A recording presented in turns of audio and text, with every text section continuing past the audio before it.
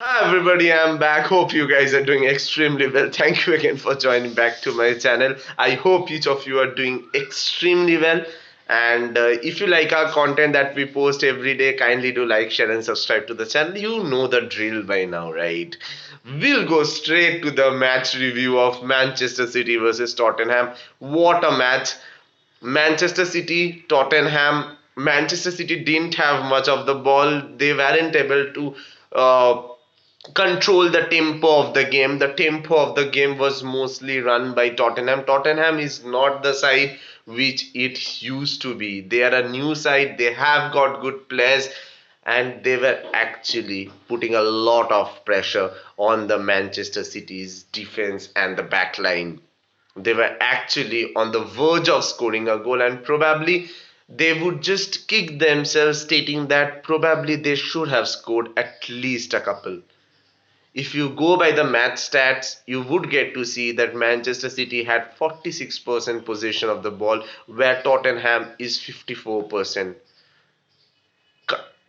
Ball possession is more than Manchester City's. That speak volumes of how actually Tottenham played. Tottenham ideally shouldn't have lost this match. They have lost this game, but then they should actually go with their heads held high because they played a very good game against Manchester City. They almost scored a goal. Sone actually scored a goal. Had it not been Ortega's tremendous one-to-one save, they could have just ended Manchester City's dream of winning another EPL.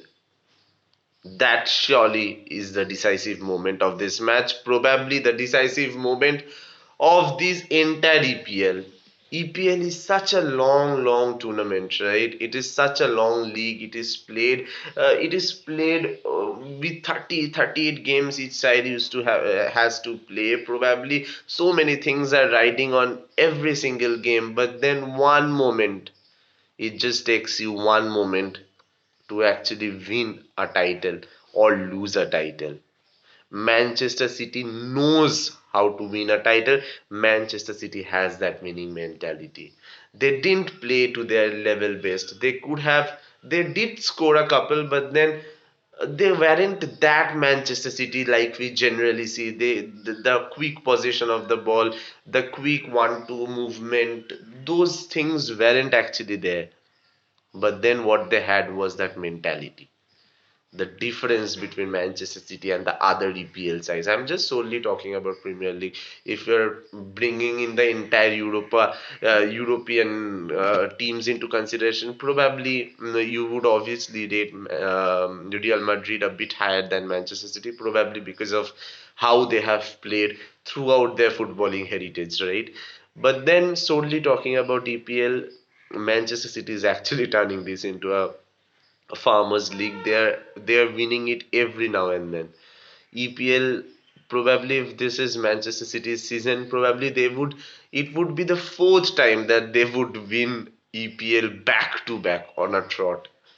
My goodness, this is some season for Manchester City. They are in the FA Cup final. Probably if they win FA Cup and EPL, they have done. See, winning an UCL probably every year it surely won't happen. Probably because you are talking about Manchester City, you are feeling like, oh, it's a big setback that they haven't won the UCL. There are a lot of good sides who actually is not able to win both their club, their league as well as UCL. Probably winning an UCL is on a different level altogether. They have won it last season. They have won a treble, but then it surely won't happen every single time, right? But then Manchester City yesterday played a thorough. They were clinical. They knew how to convert chances. That cool De Bruyne assist to Erling Haaland in the 51st minute. That Haaland just being clinical, just being at his usual best. This is what Haaland does to you. If you have Haaland, probably you won't get to see him actually connecting with De Bruyne or with Foden or with Bernardo Silva. You would get to see him more like probably he would just be there in the final ball. You would just get to see him in the final ball. That is what, if you're Manchester City, probably Manchester City was looking for that kind of a player more than Julian Alvarez, who would be clinical but as well as be that player who would be able to technically a bit more sound player. Probably Manchester City is more comfortable with Erling Haaland. That surely was a setback in their match against Real Madrid, because Real Madrid Rudiger actually was man marking him to a very good level. But then UCL will keep it in another on a for a different day, for another day. We'll talk about it. But then today it was all about Manchester City. Manchester City has won against Tottenham. They have a game to play. They're a couple of points ahead of Arsenal. Arsenal, if they have to win this EPL, they have to hope that Manchester City somehow drops or loses points. Manchester City has to lose now in order for Arsenal to win this EPL.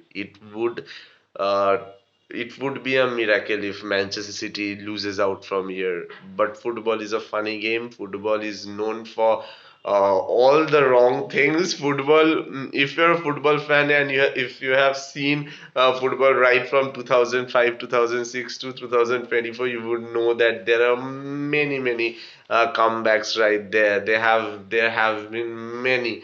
When you expect something, football always makes you understand that it's way beyond your mind.